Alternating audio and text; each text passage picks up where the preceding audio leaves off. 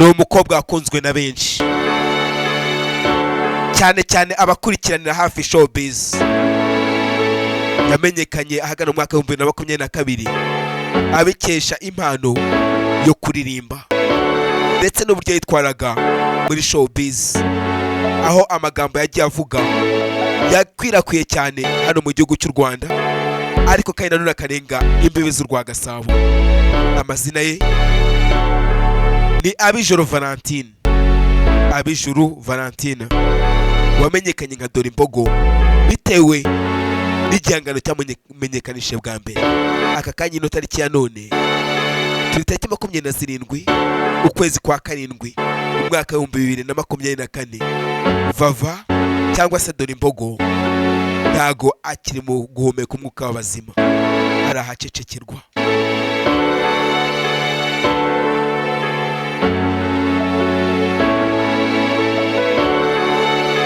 Iyi nkuru umuntu wese wayumva nuko natwe yatugezeho twayakira, ariko yatugoye kuyakira, cyane cyane ko abenshi bashobora kuba bibazaga ko iyi atari inkuru y'impamo.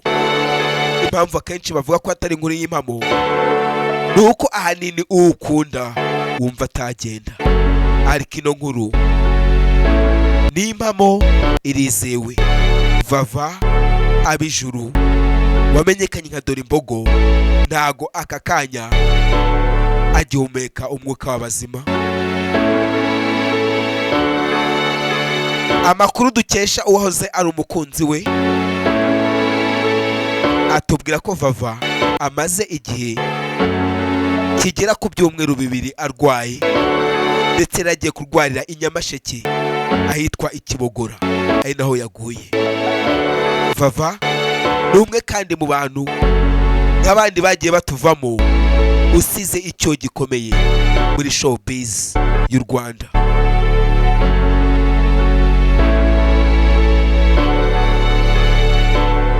Nyagasani amwakire mube.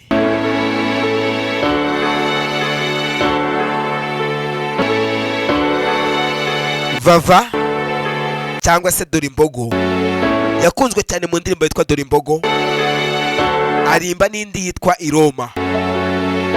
Ibi byose byaherekezwaga n'udushya twamurangaga muri showbiz byatumaga yigarurira amarangamutima y'Abanyarwanda.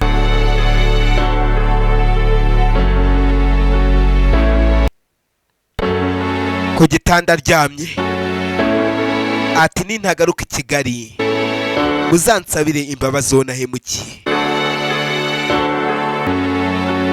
Ati kandi nintagarukayo muzamperekeze neza. Ati ndaribwa cyane.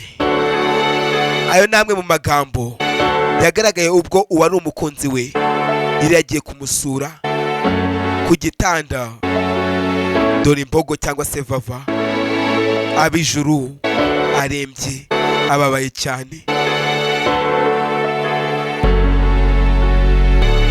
Ati ndarembye cyane rero, nabwiraga abafana banjye ukomerewe, Imana nimfasha ikankiza nzakora ikiganiro kirambuye. Ati nimba ndogutaha kandi nabwo nta kibazo mfitanye n'abantu ndetse n'Imana. Ayo namwe mu magambo yumvikanye ubwo Vava yari arembye. Aka kanya umunsi wa none ntakiri mu bazima. Imana imuhe iruhuko ridashira.